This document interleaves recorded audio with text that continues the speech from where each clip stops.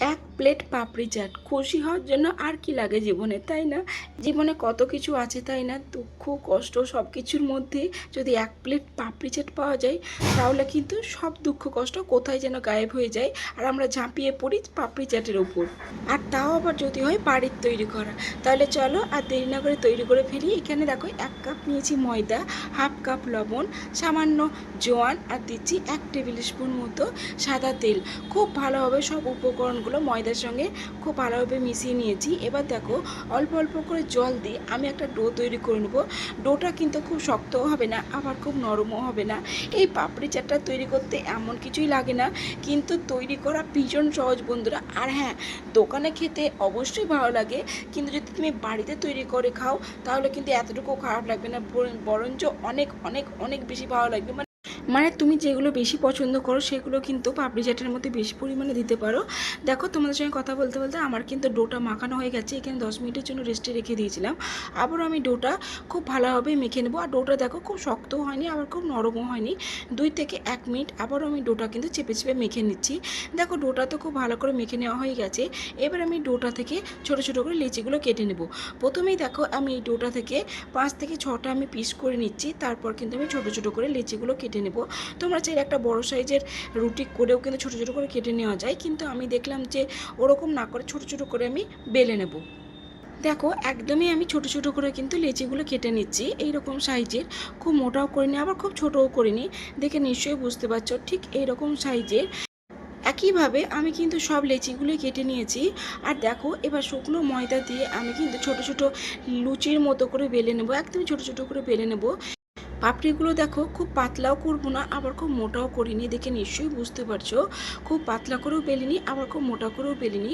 এবার দেখো একটা কাঁটা চামচের সাহায্যে এরকম করে ফুটো করে দিচ্ছি, তা নাহলে ফুলে যাবে, মানে ফুলে ফুচকাই হয়ে যাবে। আমি ফুচকা নেব না, পাপড়ি চাট যেহেতু আজকে তৈরি করছি। দেখো সব পাপড়িগুলো কিন্তু বেলে নেওয়া হয়ে গেছে। এবার এইদিকে আমি আগে থেকে তেল গরম করতে দিয়েছিলাম, তেলটাতে দেখো খুব ভালোভাবে গরম হয়ে গেছে। এবার আমি এই পাপড়িগুলো কিন্তু খুব ভালোভাবে আমি ভেজে নেব। আর দেখে নিশ্চয়ই বুঝতে পারছো একটাও পাপড়ি কিন্তু ফুলছে না, তার কারণ প্রত্যেকটা পাপড়ি আমি চামচা মানে কাঁটা চামচার সাহায্যে ফুটো করে দিয়েছিলাম, তার জন্য একটাও ফুলছে না। দেখো আর কি সুন্দর হয়েছে পাপড়িগুলো। দেখো পাপড়িগুলো এপাশ ওপাশ করে খুব ভালোভাবে আমি লাল লাল করে কিন্তু ভেজে নেব।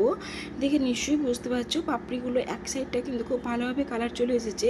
আর আমি এই পাপড়িগুলো মিডিয়াম ফ্লেমে ভেজে নিচ্ছি। আর তেলটা কিন্তু প্রথমে খুব ভালোভাবে আমি গরম করে নিয়েছিলাম হাই ফ্লেমে।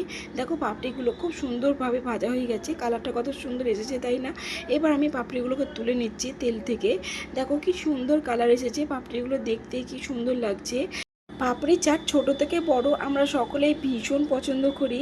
আর এই পাপড়ি চাটগুলো যে বাড়িতেই তৈরি করেছি বললে বিশ্বাস করবে না, আমার বাড়ির বাচ্চারা এত খুশি হয়েছিল পাপড়ি চাট দেখে। পাপড়িগুলো দেখতে যতটা সুন্দর হয়েছে বন্ধুরা, ততটাই মুচমুচে। একটা ভেঙে দেখাচ্ছি, দেখো দেখলে কতটা খাস্তা কতটা মুচমুচে হয়েছে। আবারও একটা ভেঙে দেখাচ্ছি তোমাদের, দেখো কতটা খাস্তা আর মুচমুচে হয়েছে, কতটা মুচমুচে হয়েছে, তাই না? এবার দেখো আমি কিন্তু পাপড়ি চাটের প্লেটটা আমি এবার কিন্তু সাজিয়ে নিচ্ছি। সব পাপড়িগুলো কিন্তু খুব ভালোভাবে প্লেটের মধ্যে প্রথমেই সাজিয়ে নিচ্ছি। আর আমি এই পাপড়ি চাটটা কিন্তু ঘুগনি দিয়েই তৈরি করেছি। দেখো প্রথমেই আমি এই পাপড়ি চাটের উপরে ঘুগনি দিয়ে দিচ্ছি। ঘুগনিটা খুব ভালোভাবে দিয়ে দেওয়া হয়ে গেছে। এবার আমি টক দই ছড়িয়ে দিচ্ছি চারিদিকে। দিয়ে দিচ্ছি তেঁতুলের চাটনি। এই চাটনিটা আমি টক মিষ্টি করে তৈরি করেছিলাম। কাঁচা লঙ্কা কুচি করে ছড়িয়ে দিচ্ছি।